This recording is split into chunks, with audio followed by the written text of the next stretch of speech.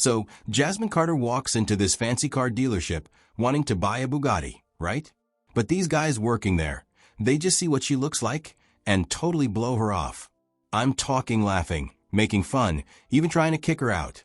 They had no clue who she really was.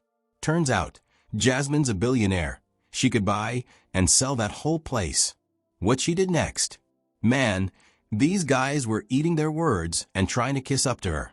Stick around, cause this story is about to get crazy with how bad they messed up and how she got some sweet, sweet payback. Hey, drop a comment and tell us where you're watching from. This car place in downtown Atlanta was something else, all lit up and buzzing with people. You had Lumbos, Aston Martins, Rolls Royces, the works, just shining under the lights. But the real showstopper? This pearl-white Bugatti Chiron sitting right smack dab in the middle of everything. Jasmine Carter walks in like she owns the place, but not in a showy way, you know? She's got on a navy pantsuit that fits her perfect and some simple nude heels. Louboutins, I think they were. She wasn't messing around, just looking around. Her eyes locked right on that Bugatti. Before she could even get to it, this slick salesman, Logan, cuts her off. He's got this little smirk on his face, like he's better than her. "Can I help you?" he asks. Jasmine just smiles cool, as you like. "Yeah," she says, "I'd like to take the Bugatti for a spin." Logan kinda hesitates, that smile getting tighter. He's looking her up and down, her dark skin, the simple jewelry she's wearing, the way she just carries herself. He says after a bit, "The Bugattis, it's a pretty serious car." "What's that supposed to mean?" Jasmine says, giving him this look. Logan gives this nervous chuckle. "Well," he says, "it starts at $3.8 million. We usually gotta see some proof you can pay before we let anyone drive it." Jasmine doesn't even blink. "I get it," she says, and then she reaches into this fancy Hermes bag. She pulls out this black card with gold writing on it. It says exclusive member, Global Auto Elite. Logan just stares at the card for a second, then looks over at the other guys. They're all smirking at each other. He turns back to Jasmine, and you can just hear the attitude in his voice. "That's a nice card," he says, "but we can't just let anybody." Before Jasmine can even say anything, another salesman shows up, and he's got 2 security guards with him. "Ma'am," the second salesman says, and you can tell he's trying not to laugh, "we might have to ask you to leave. This is a high-class place, and we only let serious customers in here." The guards start moving closer to get her out of there, and Jasmine's face just gets serious. "You sure you want to do this?" she asks, her voice steady as a rock. Logan laughs, feeling all big and bad now. "I'm positive," he says. "Now, if you want, we got some cheaper cars we can show you." All of a sudden, this voice booms from the stairs overlooking the whole place. "Stop right there." Everyone turns around, and it's the manager coming down the stairs. He's white as a sheet. "Miss Carter," he says, almost tripping over himself trying to get to her. "I'm so sorry, I had no idea." He turns to his staff, freaking out. "Do you even know who this is?" he yells, his voice shaking. Logan's face is completely drained. She said she wanted to drive the Bugatti," he stutters. The manager's eyes are practically shooting lasers. Miss Carter doesn't have to prove a damn thing. She could buy this whole place cash. He turns to the security and the salesman. "You're all fired. Right now. Get out." Jasmine, watching all the craziness, finally speaks up. "Firing everyone's a little much." She looks right at Logan and the other salesman. "But those 2? I want them gone by the end of the day. Escorted out. You understand?" "Yes, ma'am," the manager says, quick as can be. Jasmine pulls out her phone and sends a text real quick. "Get ready to buy this place," she says quietly into the phone. Her secretary's voice comes through the line. "Understood, Miss Carter." Jasmine looks back at the Bugatti. "I'll take the car. Get it delivered tonight and make sure it's spotless. I don't want a single fingerprint on it." With that, she walks right out of the place, leaving everyone just standing there with their mouths open. Her phone buzzes with another text as she gets into the back of her waiting car. "Everything's ready. Let's do this." That Bugatti wasn't just some fancy car she wanted. It was part of something way bigger. Jasmine Carter is sitting in her corner office at Carter Global Ventures, looking out over the Atlanta skyline. That's a view she earned through hard work and smarts, but she's thinking about something else. On her desk, she's got this old picture. It's her dad, Frederick Carter, standing proud in front of a bunch of trucks that used to have Carter Logistics painted on the side. 20 years ago, Carter Logistics was a big deal in the trucking business. It was a symbol of what black folks could do in an industry run by a few big companies. Frederick Carter built that thing from scratch, starting with one delivery truck and turning it into a nationwide company. But his success made him a target. This guy, Dorian Blackwell, a cold-blooded billionaire who ran a huge trucking company, took Carter Logistics down. He did it with dirty tricks, bribing officials, spreading lies, and messing with their money. Basically, he drove Frederick out of business. The news made it sound like Frederick was a loser who left his family because he was ashamed. Everyone believed that story, but Jasmine knew better. Frederick didn't run. He went into hiding. He realized the whole system was rigged, designed to keep guys like him from getting too powerful. Him disappearing wasn't him being scared. It was part of his plan. From the shadows, Frederick started building things back up, working on a plan to not only get his company back, but to tear down the system that destroyed him in the first place. Jasmine was in on the plan from the beginning.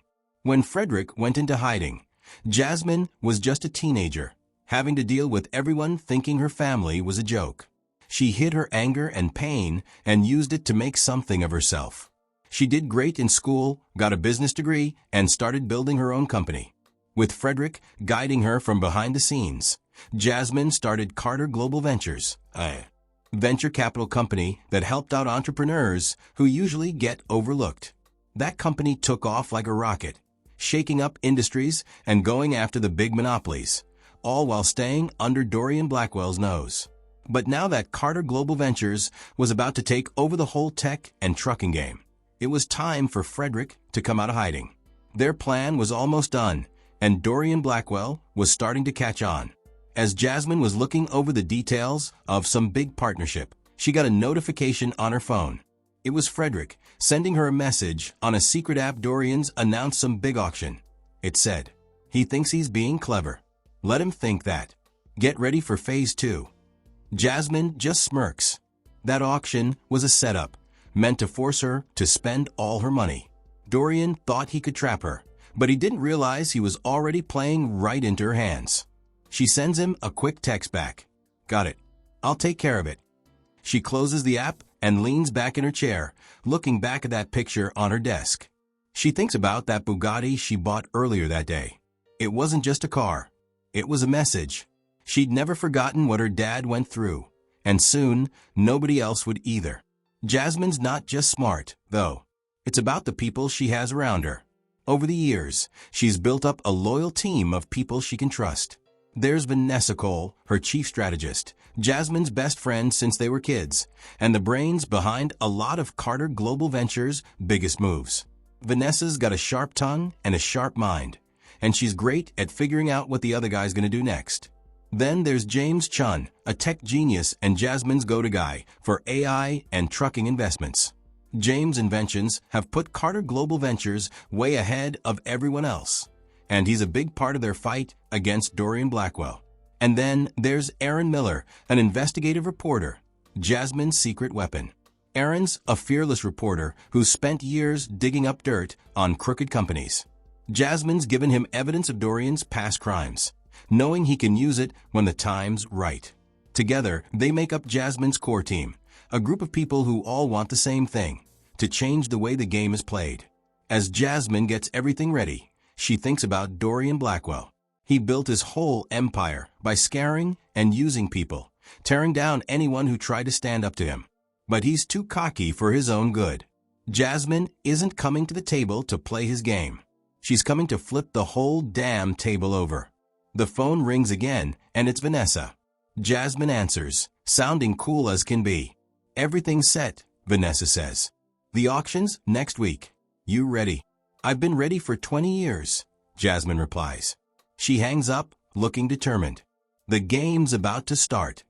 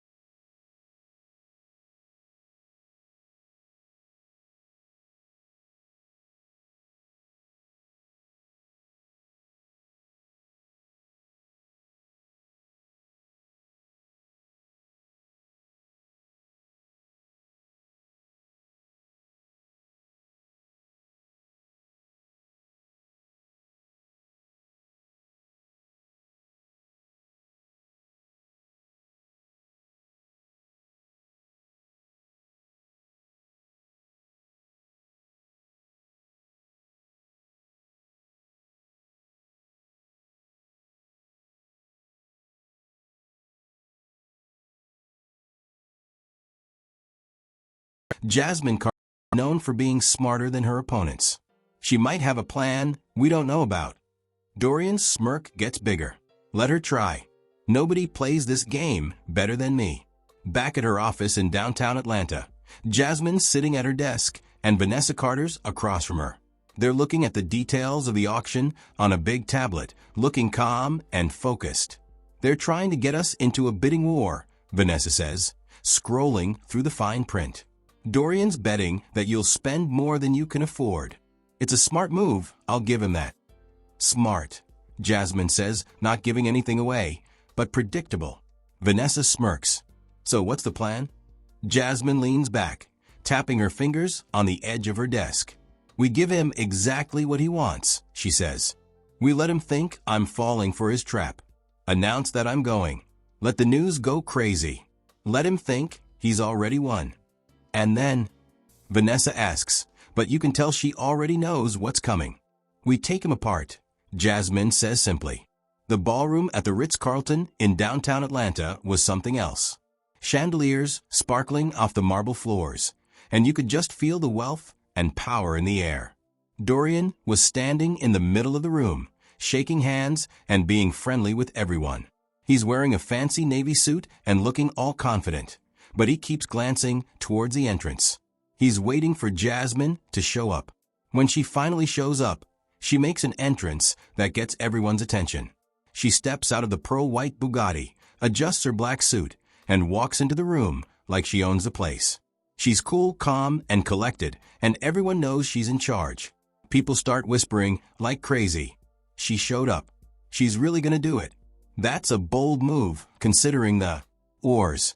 Dorian's smirk comes back as he watches her. Let the games begin, he mumbles. The auction starts with some bids for smaller stuff, but then they get to the main event, the AI tech contract. The bidding gets crazy right away, and everyone's trying to outbid each other. Jasmine stays cool as a cucumber, putting in bids that keep her in the game without overspending. Dorian thinks she's starting to crack. He figures she's feeling the heat. By the final round, only 3 bidders are left, and Jasmine's one of them. Dorian's team is watching her like a hawk, sure she's going to make a desperate move to get the contract. Dorian leans over to Graham, his voice low, but he's practically gloating. She's right where I want her. Watch her crack. The auctioneer asks for the next bid. All eyes are on Jasmine. Jasmine stands up. The whole room goes silent as she addresses everyone. I'm not bidding, she says, her voice calm and steady. Everyone gasps. Dorian's smirk disappears. Jasmine keeps going. Carter Global Ventures doesn't need this contract. We've already made some deals with other companies that'll take us way farther than this contract ever could. She points to a big screen at the front of the room, where her team has put together a presentation. One by one, the names of her new partners show up. Tech giants, investment companies, and grassroots organizations. Each deal was set up to shake up the industry without needing any government contracts. Everyone starts murmuring as they figure out what's happening. Jasmine just made the whole auction pointless. Dorian is clenching his fists, trying not to explode. Jasmine looks over at Dorian, and for a split second, she smiles at him. It's a small smile, like she knows something he doesn't. Then she turns and walks out, leaving the whole room buzzing with talk. As she gets into her Bugatti, Vanessa's already on the phone, working on the next part of their plan. Jasmine leans back, feeling good. The trap didn't just fail, it blew up in his face. A few weeks later, Jasmine and Frederick start the Carter Initiative, a foundation to help out entrepreneurs who don't always get a chance. The whole city of Atlanta is buzzing about it. They held the event at the super fancy Carter Innovation Center, and it was the start of something huge. The foundation's goal was to help entrepreneurs who have a hard time getting a break. They were going to break down the barriers that have been there for way too long. Frederick Carter gets up on stage, taking back his name and his place in the world. The Carter Initiative isn't just a foundation, he says, his voice strong and steady. It's a promise to build a future where nobody's dream is ruined because either they don't have the connections or because someone else has an unfair advantage. Together, we're not just building things back up, we're showing what's really possible. The The crowd goes wild as Frederick finishes up, and he meets Jasmine backstage. She hands him a small box. Inside, the keys to that pearl-white Bugatti. Frederick raises his eyebrows, smiling big. "The Bugatti?" he asks, sounding surprised. Jasmine nods. "It's not just a car, Dad. It's a reminder of everything they tried to take from us, and everything we built back." Frederick's eyes are shining with pride. "We didn't just build back up," he says. "We changed the whole game." Jasmine jokes, and this is just the start of it. Later on, they're driving that Bugatti through the streets of Atlanta, passing all the important places from their journey. The small warehouse where Frederick's company got started, the office where Jasmine built Carter Global Ventures, and now the shiny new Carter Innovation Center. They pull up to the entrance of the center, and Frederick looks up at the glowing sign. "This is bigger than just us," he says. Jasmine nods. "Every dream we help make a reality creates something that lasts." As all these young entrepreneurs come up to greet them, Jasmine and Frederick spend the night listening, giving advice, and getting them pumped up. The Carter Initiative wasn't just a foundation. It was proof that if you don't give up and you have a plan, you can create a future that nobody can take from you. And that's how Jasmine didn't just buy a fancy car. She showed everyone what the power of not giving up and staying strong really means. She went from being laughed at and underestimated to owning the room and changing people's lives. She proved that true strength comes from knowing your worth and never letting anyone else tell you who you are. So, what do you think about Jasmine's story? What would you have done if you were in her shoes? Let us know in the comments. Because sometimes the best stories aren't just about what happened, but how we would write our own endings. If you liked this story, please give it a thumbs up, share it with your friends, and subscribe to the channel. Thanks for watching.